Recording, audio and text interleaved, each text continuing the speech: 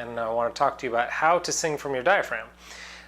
What is a diaphragm, first of all? Diaphragm, it's just below the ribs. It separates a lot of the intestines down here, and what happens, and with the rib cage down here, what happens with the diaphragm, you've heard a lot of, well, this whole thing, diaphragm breathing. How do you breathe from your diaphragm, sing from your diaphragm?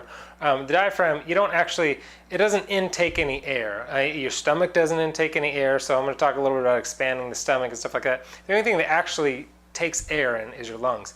But what happens with the diaphragm, when you have proper posture, and I'll talk a little bit about that, is that the diaphragm, it descends and opens up the cavity there to where your lungs can expand, pushes the intestines out of the way, to where your lungs can expand to get the air that you need. See, what we typically do throughout the day, breathing for singing and breathing for speaking are different. That's why people are like, I know how to breathe. I don't need to learn to breathe to sing. I breathe every day. How do you think I'm alive?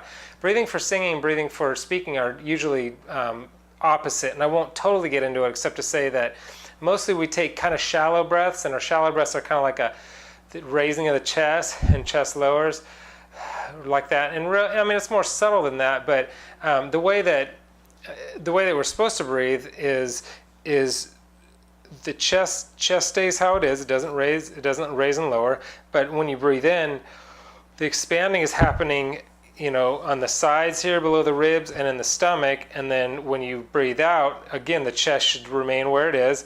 And then what comes in is not, the chest doesn't fall, chest should stay up.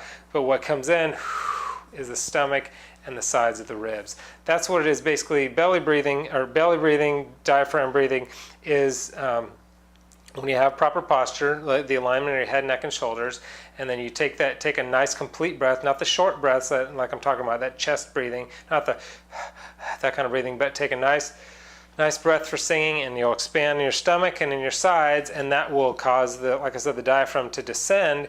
And as long as if you keep your chest up rather than while you're singing, let it go, let it cave down, then the diaphragm will stay ascended for as long as you need it to.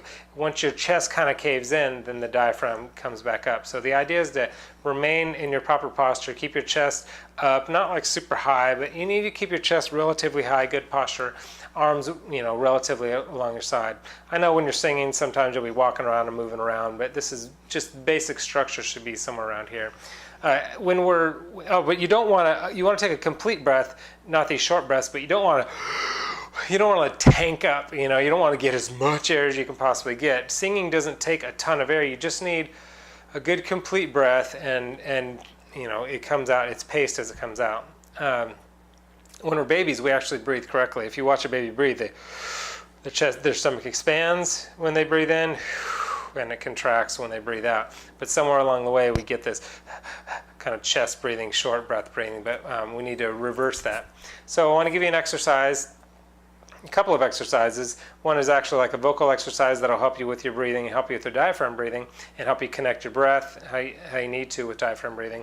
But the first one is just how to get that down to where you are expanding when you inhale. If you laying down is a really good way to do it, or bending at the waist. So you also do it when you stand up, but breathe in and you could feel the sides of your stomach expand, and when you breathe out, feel it contract. Out, in. You want to get in the habit of doing that. If you notice that's probably not what you do, that's not what most people do, even though that's proper for singing. One way to do that is those exercises, laying on the ground and feeling that, and feeling it expand and contract is a good way to kind of get in the habit of doing it. And then I've got an exercise too. This is basically takes the vowels and puts an H in front of them. So it's hey, he, hi, ho, hu. Hey, he, hi, ho, hu. And basically you want to you can do that a few times, maybe 30 seconds a day, just to connect your breath with your singing. Hey, he, hi, ho, hu. And make sure that you're doing all the stuff that I'm saying. You're expanding when you're breathing in, and you're contracting when you're breathing out. So anyway, give that a try. Hopefully that helps connect your breathing with your singing, because proper breathing and breathing from your diaphragm really is probably the most important thing when it comes to singing, because everything else is based on that. All of singing, all of the scales and singing higher notes and agility, everything that comes along with singing is based on a proper breath management system, which is basically breathing from your diaphragm. So I hope that's helpful. If you want to visit me, like I said, I'm at howtosing.com. You can just type that in, come check me out, or down actually below there's a link just below here. You can click on that. I've got a bunch of like tips and tricks and a lot of great information. I just put a video up actually about how to, it's a good long video with good content about how to sing high notes, but how to sing high notes specifically with without tension, which is usually the problem. When you get high notes, your larynx raises up and you start getting tense. But anyway, check it out at howtosing.com, and I'll see you there.